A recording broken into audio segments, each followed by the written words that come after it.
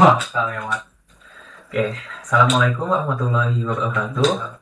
Perkenalkan, nama saya Lafan Ramadan dengan NIM 240102102. Di sini saya akan mempresentasikan tentang tugas besar metode numerik yang berjudul analisis tren aktivitas server cloud menggunakan regresi polinomial dan interpolasi kubik spline dari studi komparatif implementasi numerik mandiri from scratch. Nah, di sini kami berasal dari kelompok 5 yang akan membandingkan dua metode numerik, yaitu regresi polinomial dan interpolasi kubik spline. Nah, untuk mengetahui metode mana yang memberikan hasil terbaik dalam memodelkan tren penggunaan RAM pada server cloud. Nah, sebelum masuk ke implementasi program, saya akan menjelaskan terlebih dahulu latar belakang penelitian ini.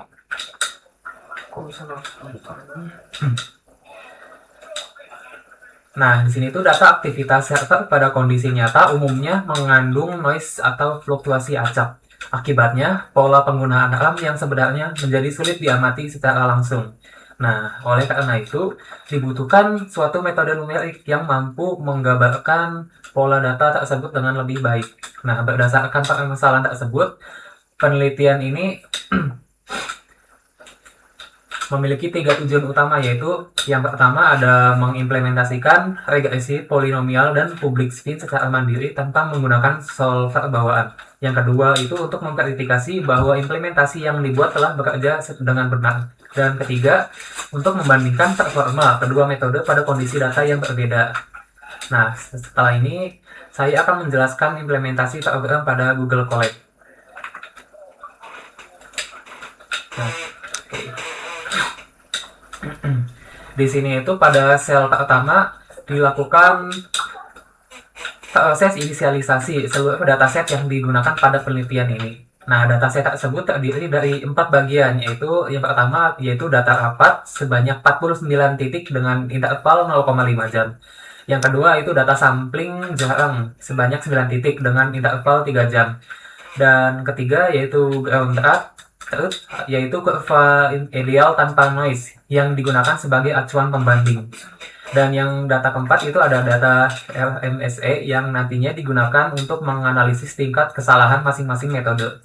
Selain itu juga pada bagian ini ditentukan konfigurasi standar ukuran grafik agar seluruh hasil visualisasi memiliki tampilan yang konsisten. Oke, selanjutnya itu pada sel kedua yang merupakan inti dari penyelesaian numerik. Nah, pada bagian ini kami membangun sendiri dua algoritma utama. Nah, algoritma pertama adalah eliminasi Gauss dengan partial pivoting yang digunakan untuk menyelesaikan sistem persamaan linear pada proses regresi polinomial. Nah, di sini itu penambahan partial pivoting ini bertujuan untuk mengurangi kesalahan pembulatan atau runoff error sehingga hasil perhitungan menjadi lebih stabil. Nah, yang kedua itu ada algoritma Thomas algorithm, yaitu metode yang dirancang khusus untuk menyelesaikan sistem persamaan linear berbentuk matriks tridiagonal. Nah, algoritma ini digunakan pada proses perhitungan interpolasi kubik spin.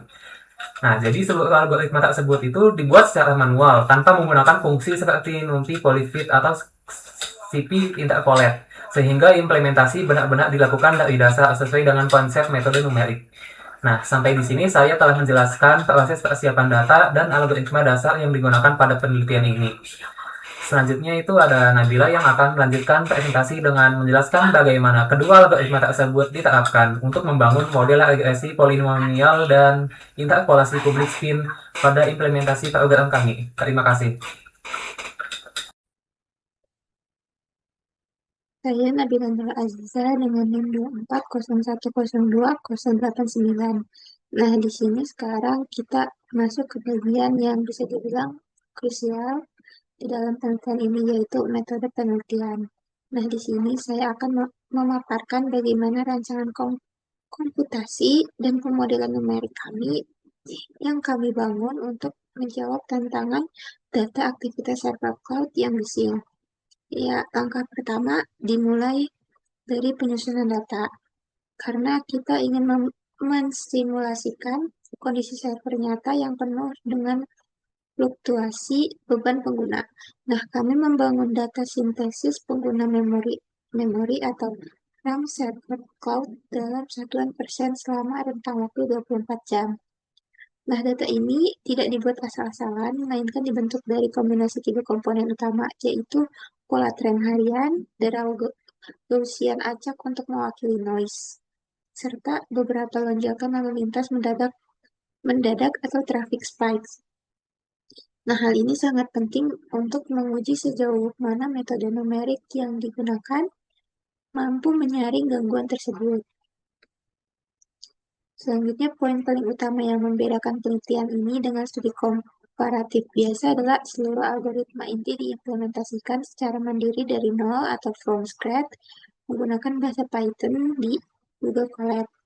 Kami sengaja menghindari penggunaan solver instan seperti NumPy, Polyfit, atau Skippy Interpolate pada tahap perhitungan agar kita bisa melihat transparansi proses matematisnya secara utuh.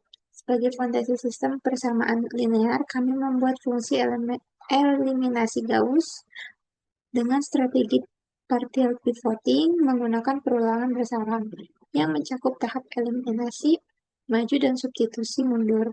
Nah, fungsi inilah yang menjadi mesin utama untuk menyelesaikan model pertama kami, yaitu regresi polinomial order 2 dan order 3. Koefisien regresi didapat dengan menyusun sistem persamaan normal dari penjumlahan pangkat data, lalu diselesaikan secara langsung dengan fungsi eliminasi Gauss mandiri. Selanjutnya, untuk metode komparatif yang kedua, kami mengimplementasikan interpolasi kubik spline alami, berbeda dengan regresi yang mencari tren global tanpa harus melewati setiap titik.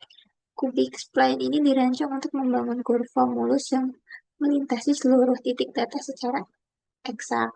Secara matematis, pendekatan itu berujung pada pembentukan sistem persamaan tridiagonal untuk nilai turunan kedua pada setiap titik data. Nah, untuk menyelesaikannya secara efisien, kami tidak menggunakan solver matriks umum, melainkan mengodekan secara manual algoritma Thomas, yang merupakan varian eliminasi Gauss khusus untuk matriks tridiagonal. Pemilihan algoritma ini memberikan efisiensi komputasi yang jauh lebih tinggi, namun tetap berpijak pada prinsip penyelesaian linear yang selaras. Nah, lalu bagaimana kami memastikan bahwa baris kode algoritma yang kami tulis dari nol ini sudah benar-benar valid? Nah, di sini kami melakukan tahap verifikasi. Kami membandingkan hasil koefisien regresi dan kurva spline buatan kami dengan keluaran pustaka standar bawaan Python sebagai tolak ukur atau benchmark. Untuk metrik evaluasi kinerjanya, kami mengukur koefisien determinasi atau R pangkat 2 serta root mean squared error atau bisa disebut atau RMSE yang kodenya juga kami susun sendiri. Selain itu, kami melakukan analisis sensitivitas galak dengan memvariasikan interval pengambilan sampel data, mulai dari nilai H sama dengan 0,25 jam hingga H sama dengan 4 jam. Nah, variasi ini sengaja dilakukan untuk menguji performa kedua metode dalam dua kondisi, yaitu saat data terpantau sangat rapat atau H kurang dari 1 jam, maupun saat data terpantau sangat jarang atau renggang H lebih 1 jam. Nah, yang perlu digarisbawahi yaitu perhitungan galat atau RMSE dalam analisis sensitivitas ini didasarkan pada kesesuaian kurva terhadap tren dasar asli atau ground truth, bukan terhadap titik data yang sudah bising. Dengan cara ini, kita bisa melihat secara objektif metode mana yang benar-benar mampu membaca tren di balik gangguan aktivitas server cloud.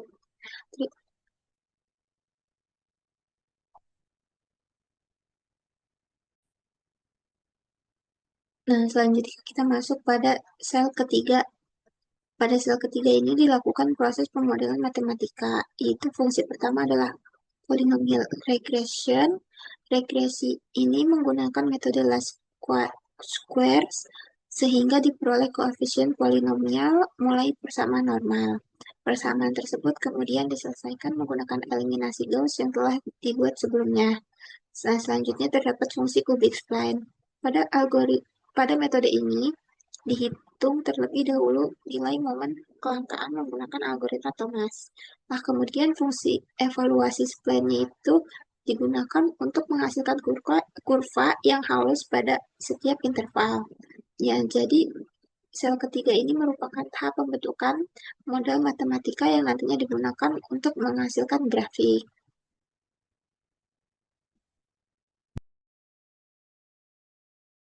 Terima kasih banyak kepada Nabila atas penjelasan metode yang sudah disampaikan.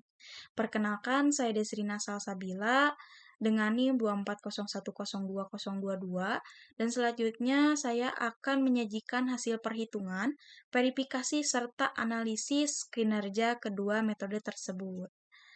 Nah, di sini sudah tampil grafik yang pertama, yaitu perbandingan regresi polinomial versus cubic spline pada data aktivitas server cloud. Pertama, kita lihat perbandingan kedua metode saat diuji pada data yang padat dengan interval samplingnya 0,5 jam.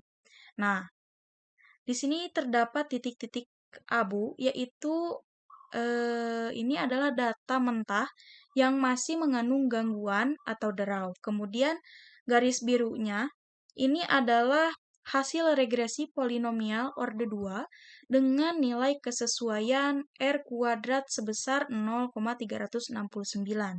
Nah, untuk garis hijau ini adalah regresi polinomial orde 3 dengan nilai R kuadrat 0,429. Jadi, regresi berusaha menangkap tren keseluruhan data, namun tidak melewati tepat di setiap titik agar tidak terpengaruh gangguan. Nah, sedangkan garis-garis merah ini adalah hasil interpolasi cubic spline yang kurvanya pasti melewati tepat setiap titik data yang diberikan. Kemudian dari sini tuh terlihat perbedaan sifat dasarnya. Regresi lebih ke tahan terhadap gangguan data, sedangkan si cubic spline ini tuh sangat presisi mengikuti setiap titik yang ada. Nah, selanjutnya pada grafik kedua yaitu sensitivitas Galat terhadap interval sampling H, di mana kita analisis seberapa sensitif tingkat kesalahan masing-masing metode jika interval pengambilan datanya diperlebar. Nah, semakin besar nilai H di sumbu mendatar ini, semakin jarang data diambil. Terlihat garis regresi orde 3 selalu memiliki galat RMSE paling kecil dan paling stabil di semua kondisi. Sebaliknya, galat cubic spline ini justru makin membesar saat si datanya tuh makin jarang karena metode ini tuh sangat bergantung pada kelengkapan titik data. Nah, ini membuktikan bahwa regresi polinomial lebih andal untuk memprediksi tren jika ada keterbatasan jumlah data. Nah, sebelum menyimpulkan, seluruh kode algoritma yang kami buat sudah diverifikasi akurasinya dengan pustaka standar. Selisih hasilnya hanya berada di angka 10 pangkat minus 12 hingga 10 pangkat minus 14. Ini artinya implementasi kami sudah berjalan benar dan akurat. Secara keseluruhan, cubic spline sangat cocok jika datanya diambil dengan frekuensi tinggi dan relatif bersih dari gangguan.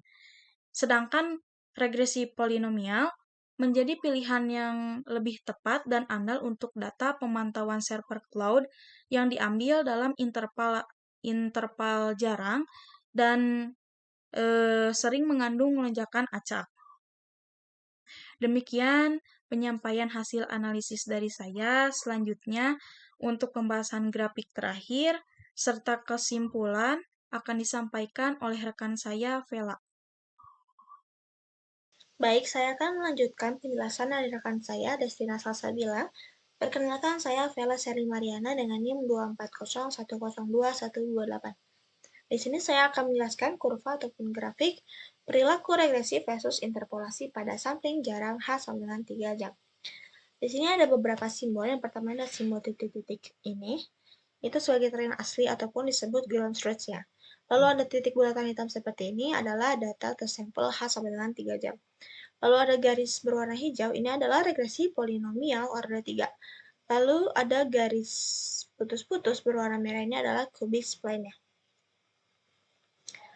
Di sini, garis titik-titik hitam ini bertindak sebagai ground truth ataupun data populasi real yang menunjukkan sifat fluktuatif alami server.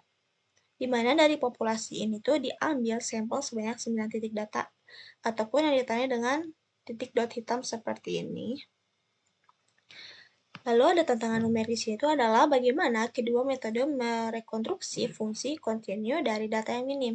Kita juga dapat melihat bahwa kontras visual yang sangat jelas, yaitu kurva regresi polinomial order ketiga yang garis berwarna hijau ini tuh cenderung membentuk tren makro monoton yang naik perlahan. Sementara yang cubic spline-nya yang bergaris warna merah ini itu membentuk kurva bergelombang ekstrim yang secara paksa menghubungkan setiap titik samplingnya.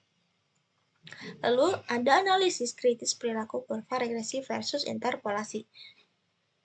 Ada analisis fenomena grafiknya di mana saya akan menjelaskan kedua fenomena. Yang pertama ada fenomena regresi polinomial yang order 3 atau yang berwarna hijau ini.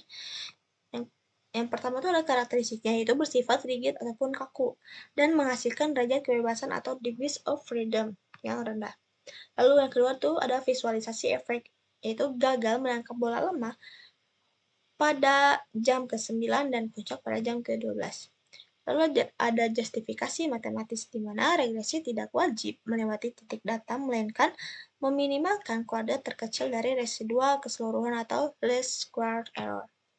Lalu yang kedua ada fenomena interpolasi cubic spline.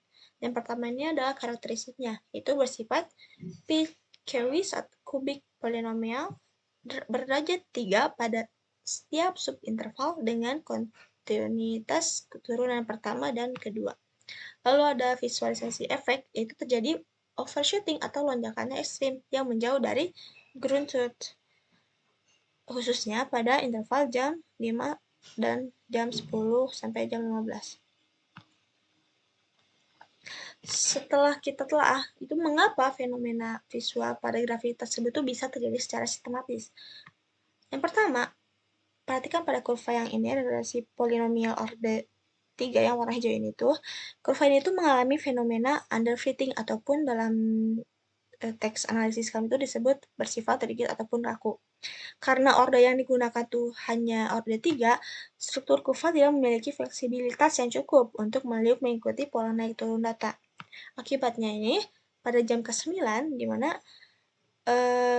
terjadi penurunan dramatis RAM hingga 43%.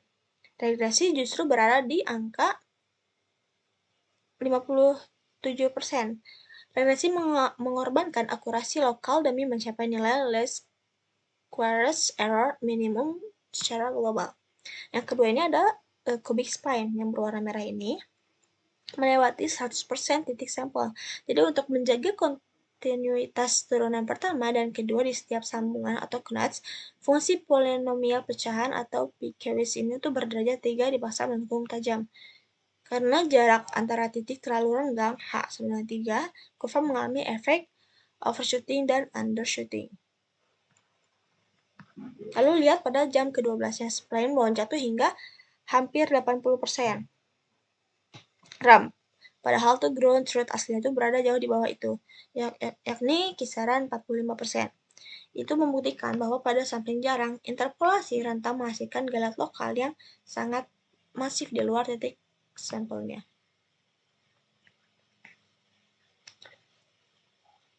Lalu ada kesimpulan analisis. Jadi berdasarkan hasil visualisasi dan pengujian ketiga grafik tadi yang disebutkan dan dijelaskan oleh rekan saya juga, dapat disebutkan bahwa yang pertama ini adalah karakteristik regresi polinomial. Kelebihannya itu adalah sangat baik menyaring noise pada data yang rapat H sama dengan 0,5 jam karena hanya fokus mencari tren makro atau garis besarnya sehingga tidak terpengaruh oleh fluktuasi kecil.